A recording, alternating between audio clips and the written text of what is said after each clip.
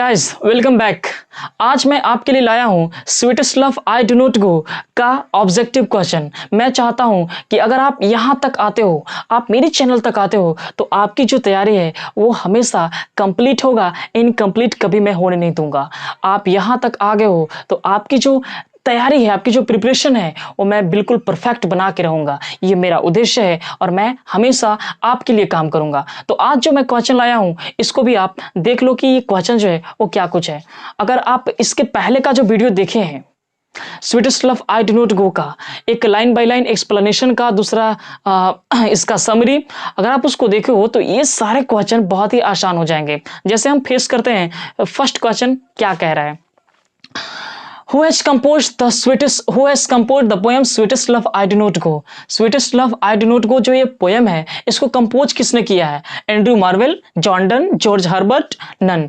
इसमें से कौन किया है? तो आपको पता है कि इसमें से जॉन डन ही किए हैं। सेकंड सवाल है कि John Donne was the Pioneer of, John Donne जो है वो पायनियर है किसके? Elizabethan poetry, restoration poetry, neo classic poetry या फिर मेटाफिजिकल पोएट्री, किसके? तो आपको पता है कि जॉन डन जो है एक मेटाफिजिकल पोएट है।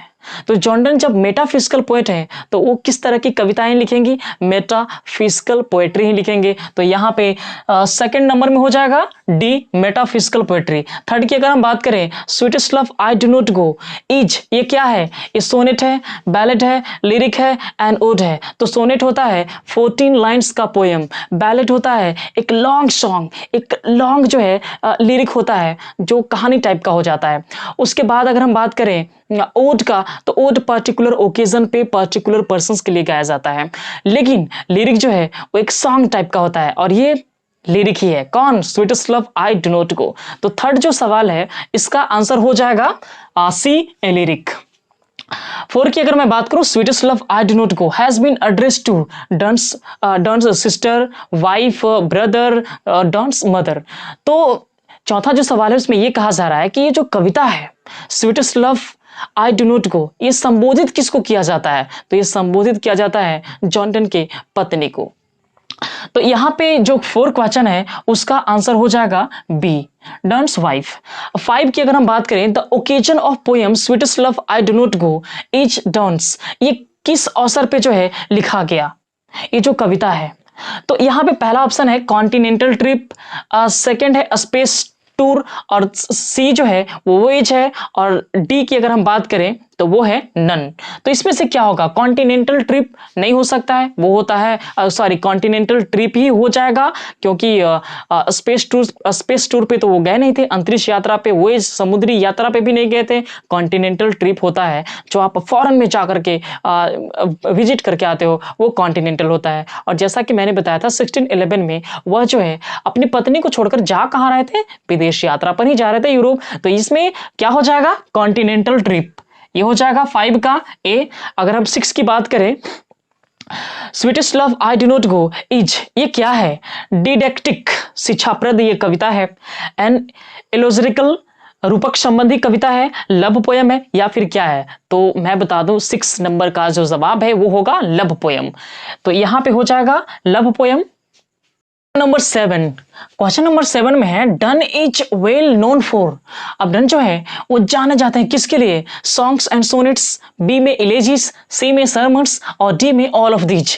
तो इसमें आंसर क्या होगा? तो आपको पता है कि जॉन डन जो है वो सॉन्ग्स एंड सोनेट्स के लिए भी जाने जाते हैं, इलेजिस के लिए भी जाने जाते हैं, सरमन्स के लिए भी जाने जाते हैं। तो आपका बनेगा ऑप्शन नंबर डी, वो होगा आपका सही आंसर, ऑल ऑफ दीज। अब आता है नेक्स्ट क्वेश्चन में, वो है आपका number 8। In the poem sweetest love I do not go die stands for, मतलब इस कविता में डाई जो है उसका मतलब क्या है? एक्चुअली मैं बता दूं DEDYE, ये जो डाई है ये ओल्ड इंग्लिश वर्ड है और इस कविता में बहुत सारे ऐसे वर्ड का इस्तेमाल किया गया है, उसका मॉडर्न मीनिंग कुछ और होता है। तो इस डाई का मॉडर्न मीनिंग जो है वो क्या होगा? ऑप्शन में आपको यहाँ पे दिया गया है, जिसमें पहला है to play, to die, to paint, none of these. तो इसका जो सही आंसर है वो होगा आपका to die. It means die stands for to die. B बनेगा। नंबर 9 की अगर हम बात करें तो ही वॉज बोर्न इन, मतलब जॉर्डन का जो जन्म हुआ था वो कहाँ हुआ था? Number A South Africa, B America, C London और डी नन ऑफ दिज। तो इनमें से वो कौन सा जगह है जहां उनका जन्म हुआ था? तो इसमें से वो जगह है लंदन। लंदन में उनका जन्म हुआ था। आगे आते हैं और वो है number 10, last question. He accepted ordination, उन्होंने ऑर्डिनेशन को लिया एंग्लिकन चर्च में। कब लिया? At the age of 42। तो 42 की उम्र में लिया तो ऑर्डिनेशन, लेकिन वो साल क्या था, वो ईयर क्या था? 1610, 1611, 1515 और 1615। वो कौन सा समय है? वो किस समय में जो है, किस ईयर में उन्होंने ऑर्डिनेशन लिया एंग्लिकन चर्च में, जब उनका उम्र जो है 42 था? इसका सही आंसर होगा डी 1615। इस तरह से आप एक क्वेश्चन में भी बहुत सारे क्वेश्चन को ढूंढ सकते हैं। जैसे नंबर 10 की अगर हम बात कर लें, इसमें पहला क्वेश्चन ये बन सकता है कि उन्होंने ऑर्डिनेशन को लिया कहाँ, तो वो होगा एंग्लिकन चर्च आंसर। कब लिया? 1615 में लिया। और जब उन्होंने ऑर्डिनेशन को एक्सेप्टेड किया तो उनका उम्र क्या था?